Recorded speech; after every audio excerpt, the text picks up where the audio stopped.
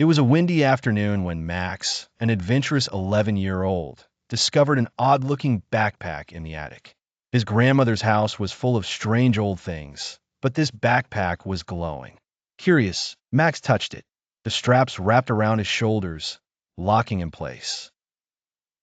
A robotic voice spoke from behind his ear. Destination required.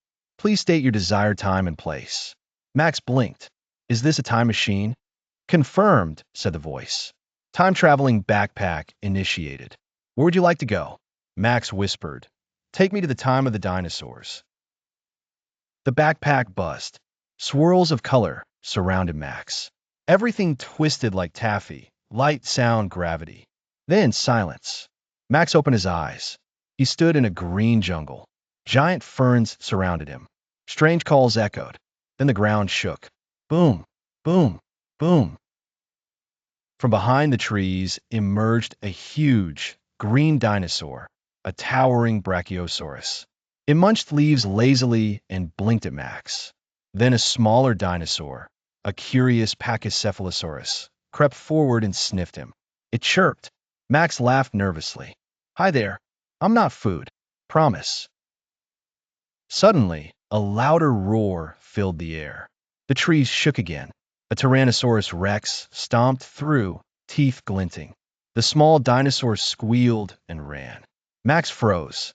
Backpack, Max shouted. Get me out of here. Destination required, said the voice again. Max stammered. The future. Take me 500 years into the future. The T-Rex lunged. The backpack shimmered. Time warped again. Flash. Max landed with a thud on a clean metal floor. Welcome to Earth. Year 2525, the voice announced. He stood in a bright city of floating cars. A group of kids with hoverboards zoomed by. One of them stopped. She had neon blue hair and a jacket that changed color. Hey, nice backpack, she said. You knew. Kinda, Max replied. She smiled. Name's Lila. You're from the past, aren't you? Max's eyes widened. How did you know? You're wearing shoes, dude. He looked down. Everyone else had glowing socks or no shoes at all. Lila laughed and handed him a snack. Come on, I'll show you the sky school. She guided Max to a tall tower.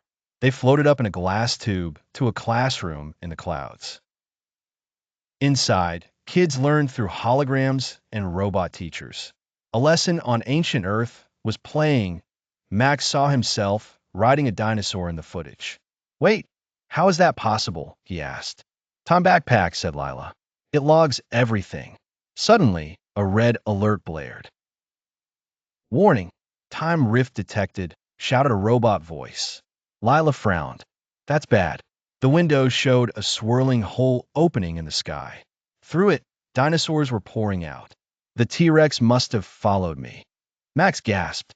Lila grabbed his hand. We have to stop it, or the timeline will collapse. They jumped onto a hover scooter and zipped toward the chaos.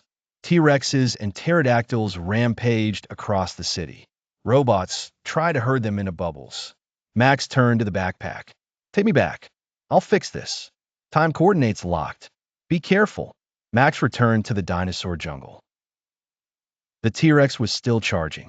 But this time, Max threw a glowing disc from the future, a holographic trap Lila gave him. The disc spun and expanded into a glowing net, catching the T-Rex in midair. The dinosaur roared, then vanished in a flash of light. Back in the future, the city calmed. Lila high-fived Max. You did it. You're a legend now. Max smiled. Time to go home. One last swirl of light, and Max was back in the attic. The backpack powered down and unlatched. He looked around. Everything was silent again. The attic felt smaller now, but Max smiled. His grandma called from downstairs. Max, dinner. He looked at the backpack, then at the stairs. One more adventure tomorrow, he whispered.